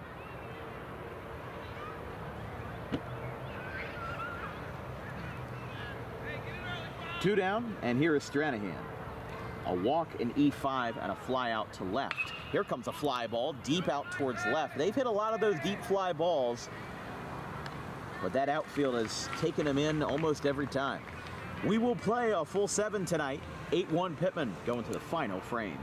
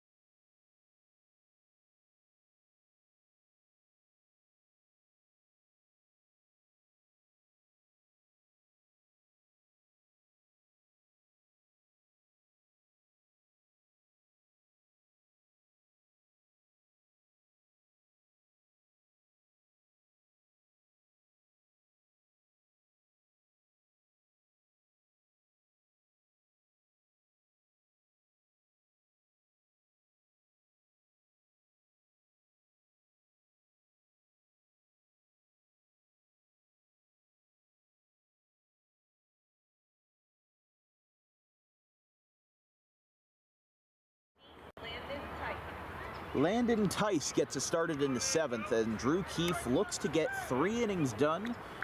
His final line would actually be 2 innings and 1/3 if he completes this. But Tice, Delaney, and a shallow fly ball to right, taken in by Sharkey, and there's one away.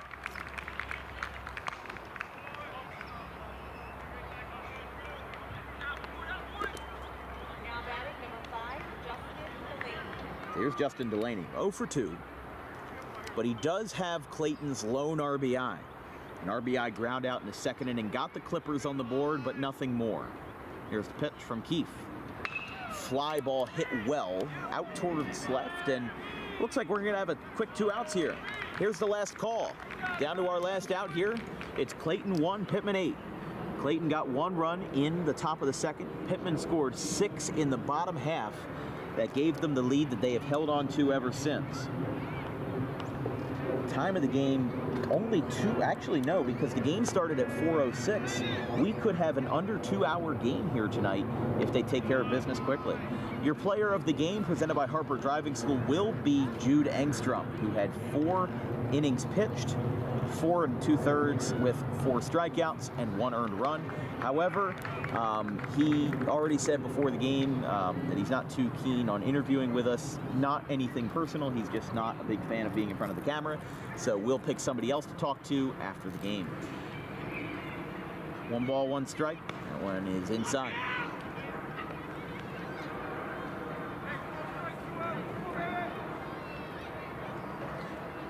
Got a lot of bugs in the area tonight. I mean, there's just been a target right on our broadcast booth. A little floater, Watson dives, he can't get it. It's a base hit. And a 2-out knock by number 23, not the Bolt, but we'll have to just, that is Jaden Keller who got the base hit. The sophomore outfielder, his 3rd career varsity hit. Now this brings up Jackson Desch.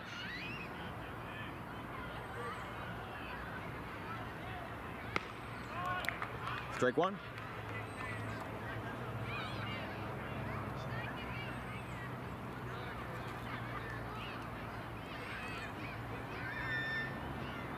Little carpenter bee hanging around us here.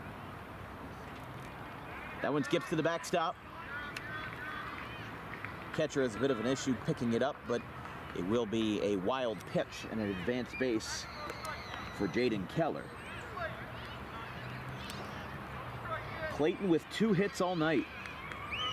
They got 1 in the 4th that broke up what would have been a Jude Engstrom no-hit bid. And then they added on another one in the 6th, or I apologize, in the 5th. So actually a total of 3 hits for them today. 1 run on 3 hits. A couple of errors in the field, mostly from that runaway 2nd inning. I mean, we thought after the 2nd, we thought 5-inning mercy rule, will be out of here in like an hour, and it wouldn't be an issue. But Clayton has held their own, and they have had their defense back them up. Here's a fly ball. This could do it. Watson goes out, but Kubat goes in, and that's the ball game.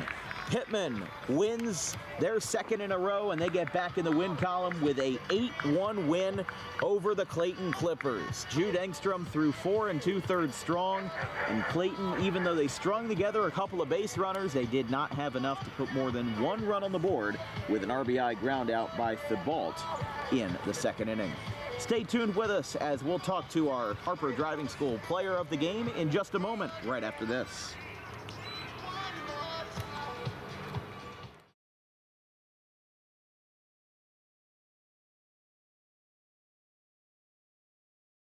Tommy D's Home Design Center has opened a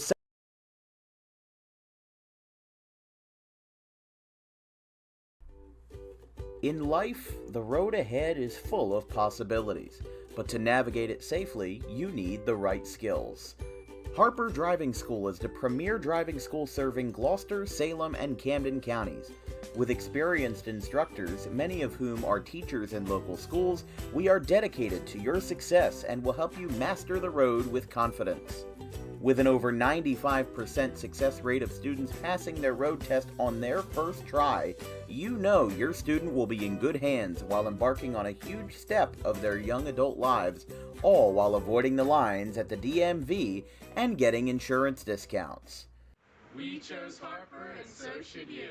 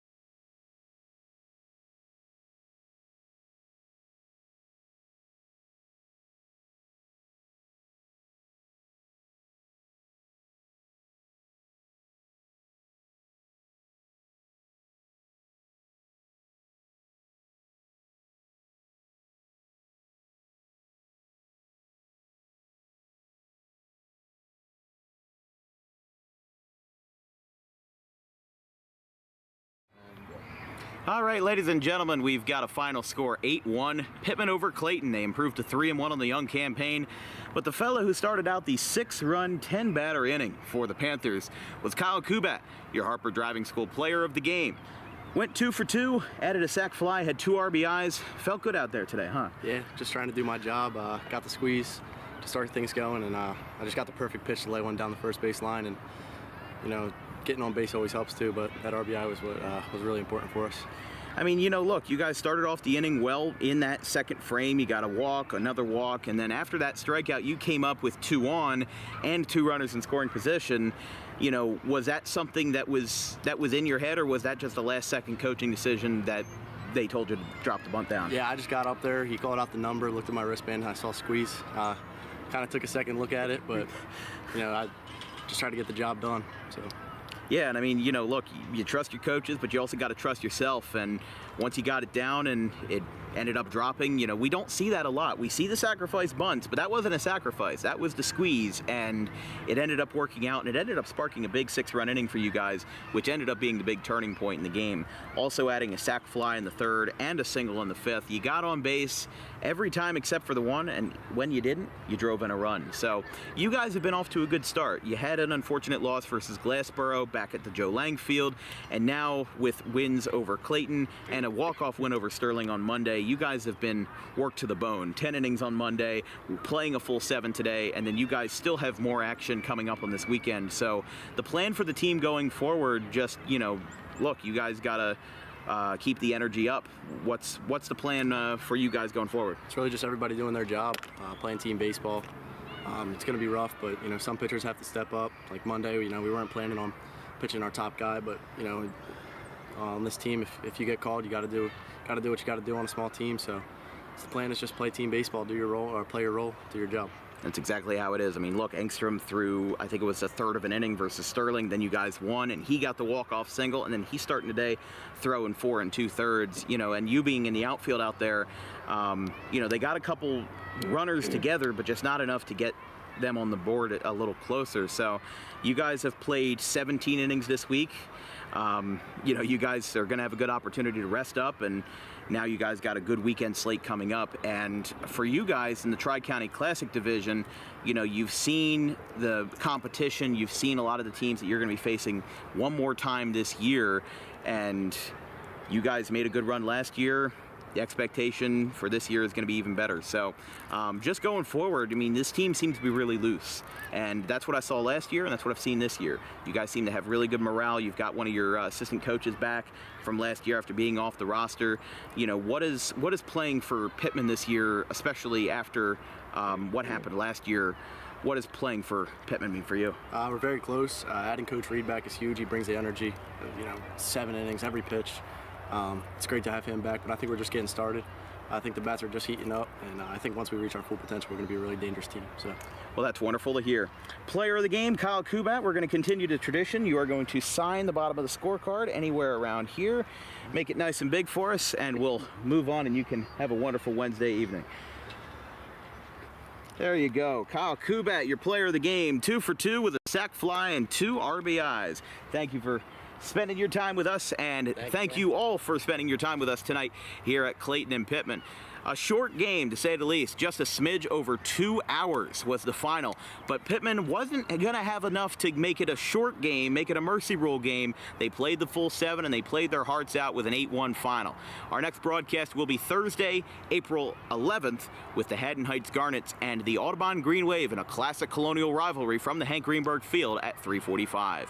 On Friday, we've got Ocean County and Camden County JUCO baseball, and on Saturday, Lenape and Cherokee at 11 a.m.